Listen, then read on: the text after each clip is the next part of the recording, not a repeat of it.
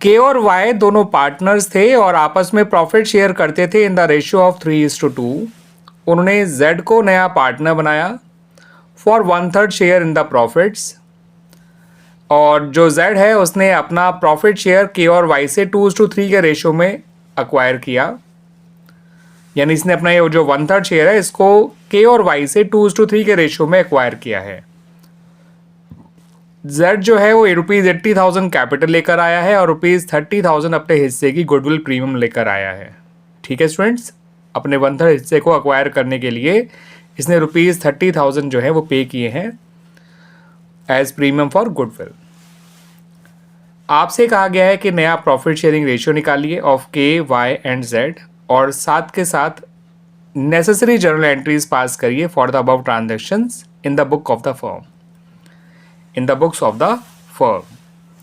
तो यहाँ पर आपको जो है ये बता रखा है कि नया पार्टनर 1/3 शेयर के लिए आया है। यहाँ पर ये भी बता रखा है कि वो अपना 1/3 शेयर पुराने पार्टनर से 2:3 के रेशियो में एक्वायर करेगा, और वो 80,000 कैपिटल लाया है, 30,000 प्रीमियम लेकर आया है। आपसे इस क्वेश्चन में नया प्रॉफिट शेयरिंग रेशियो निकालने के लिए कहा गया है और नेसेसरी जर्नल एंट्रीज पास करने के लिए कहा गया है। तो आइए स्टूडेंट शुरुआत करते हैं नया प्रॉफिट शेयरिंग रेशियो निकालने से। तो स्टूडेंट के ने सेक्रीफाइस किया होगा जेड के शेयर का 2/5। ठीक है स्टूडेंट्स, तो 2/5 इंटू जेड का शेयर जो कि निकल कर आएगा 2/15, और वाई ने सेक्रीफाइस किया है के ही शेयर का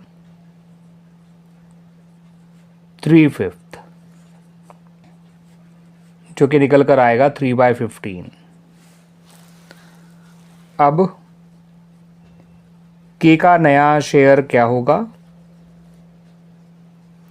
के का नया शेयर होगा उसका पुराना शेयर जो कि 3/5 है माइनस 2/15, ये निकल कर आएगा 7/15। वाई का नया शेयर क्या होगा?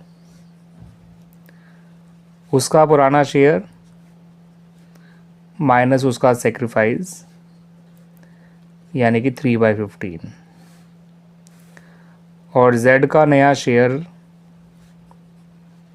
जो कि हमें पता है स्टूडेंट्स 1/3 है, इसे हम लिख सकते हैं 5/15।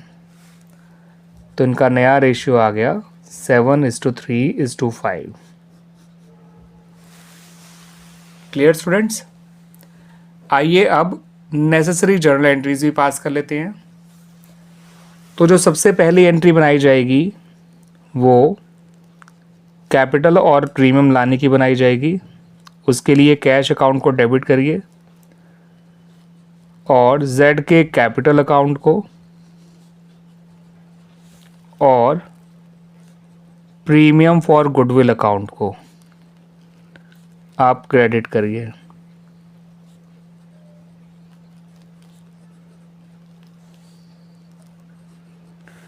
कैश अकाउंट जो डेबिट किया जाएगा वो प्रीमियम और गुडविल अमाउंट को जोड़ के एक बनाया जाएगा। तो पहले प्रीमियम और कैपिटल का अमाउंट ऐड कर लेते हैं, मतलब कैपिटल और प्रीमियम फॉर गुडविल के अमाउंट को ऐड करके लिखा जाएगा कैश में। तो पहले कैपिटल का अमाउंट लिख लेते हैं, फिर प्रीमियम फॉर गुडविल का अमाउंट लिख लेते हैं और जोड़कर कैश में लिख लेते हैं। ठीक है स्टूडेंट्स? अब वो कैपिटल तो अपने लेकर आया है जेड, मगर प्रीमियम फॉर गुडविल लेकर आया है वो के और वाई को देने के लिए। तो प्रीमियम फॉर गुडविल अकाउंट जो है उन लोगों में बांटने की एंट्री इस तरह से बनाई जाएगी। Premium for goodwill account debit to K's capital account